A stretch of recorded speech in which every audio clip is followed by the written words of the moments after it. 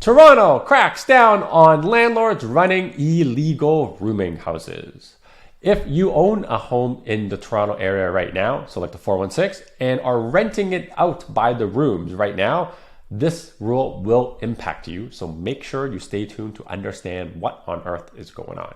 And after watching this video, if you have concerns or questions, which most people do as they have found out about this rule, and you want to talk to me about how these rules will impact your property and your numbers and everything, and whether it makes sense for you to hold on and all the things that I'm about to talk to you about, the building codes and the fire codes, and you're concerned about that, you can book a call with me using the link that's on the screen right here. It's www.chatwithzen.com. Simply click on the date and a time that works best for you. And then when you see the prompt, fill in your name, email, mobile phone number, and the question you have for me, and then we'll chat then.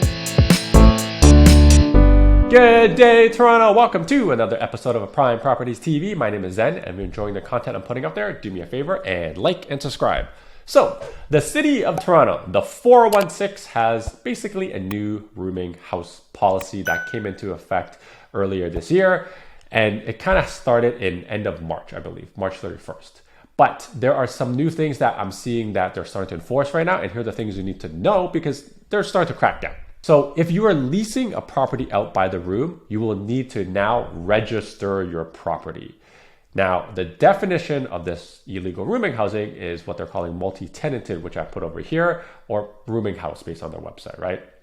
So where I'm seeing a lot of confusion with my clients right now is with this policy, and as with most things in the government, is the interpretation of what they define as a multi-tenant house, right? Or, a rooming house. And I'm going to interchangeably use the two terms. So a lot of our clients right now, they rent out two totally separate units, right? So, usually the upstairs of like a bungalow and like the downstairs. A lot of people do that right now because of house hacking, right? So you have a tenant help pay off your mortgage. And some of the language is misinterpreted, right? Or just poorly written, as with most government policies as of late, but I am not going to go there. So I would say the definition is rather vague, but I did get a clearer definition from the city, and here's how I would position it from what they have told me. If you're renting out rooms, 4 or more, and they share a bathroom and a kitchen, and they're under one dwelling, right? So one entrance, you are now deemed what they call a rooming house operator. So a multi-tenant house. This includes that if you live in one of the rooms, and if you are renting it out, like, the normal kind, like I was saying, like a standard bungalow where there's 2 self-contained units with a side entrance and there's 2 kitchens and 2 bathrooms, which generally the most common way, it's like 3 bedrooms upstairs and a washroom and like 2 bedrooms downstairs and also a washroom. And they have their own kitchen, right? Like I was saying, you are not a rooming house, even though there's 5 bedrooms because 3 upstairs and 2 downstairs. And I think that's a lot of the confusion. The other thing that has come up a lot is if you're renting out to students and they're all under one lease, right? So all like say 4 or 5 students under one lease, this does not count as a rooming house. So hopefully that clears out any of the confusion that anyone may have out there. But here's what you do need to know if you are classified as a rooming house operator. You need to register your unit with the City of Toronto, and every single year you must do a building code inspection and a fire code inspection, which together is going to cost you $150 for both inspections, on top of paying an additional $25 per room per year. So here's how it works out. If you're renting out, say, 6 bedrooms, that's 6 times 25, which is $150. And then you add on another $150 for the fire and building inspection every single year for like a total licensing fee of, call it $300 a year, give or take. Cash grab? No, I actually don't think so. I would say that dollar amount doesn't move the needle enough for the city, even though they're starving for tax revenue.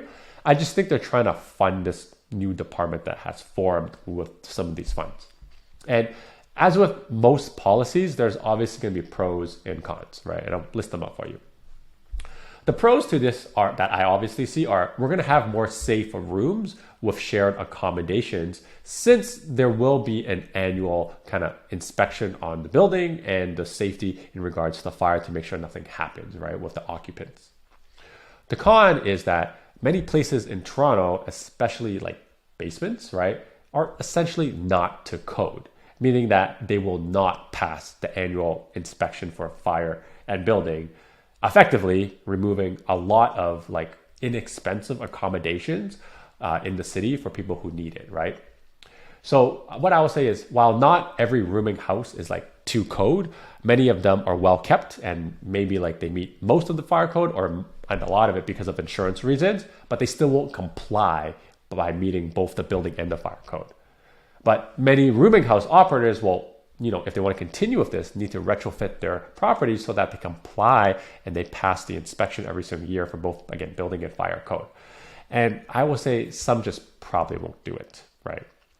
So it really depends on the condition of the property and like what rents they are collecting. Because again, at the end of the day, incentives and mathematics, like economics of all of it, drive the kind of actions.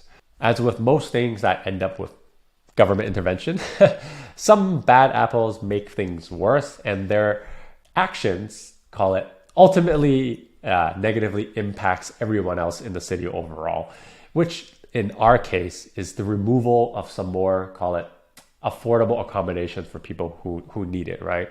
So I would say this is probably more in the range of like any accommodations that are sub like $1,500 to $1,800 like per month, in that price range. Now, as for multi-tenant operators right now, if you are one, there's no like designated penalties at the moment for, not registering, but this is kind of like a self-reporting way or snitching timeline, what I'm calling it, until the end of the year, right? So make sure you do it by the end of the year.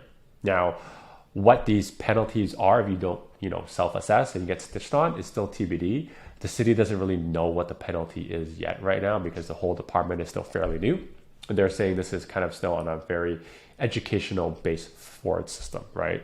So for investors with properties with this particular setup, like a rooming house, I would really recommend assessing your property and really just finding out, how much is it going to cost to bring it up to the building code and the fire safety code? Because I think that's kind of the hardest part. And then you got to assess whether the cost to make your building comply with these codes is going to justify the yield or the rent you're getting right now and how long it'll take for you to recoup these costs. Because again, it's just math at the end of the day. And if the numbers don't pencil, meaning they don't, make sense, be prepared to convert that unit to a different use, right? So maybe just renting out to one family, right? Pending, obviously you can get all the tenants out. And I think that's kind of where things are going to get sticky, going forward.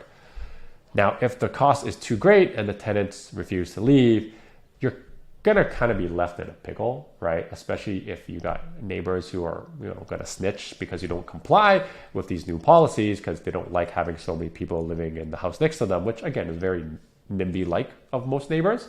So ultimately, that's going to force you to comply with these rules or sell. So that's going to be a tough pickle.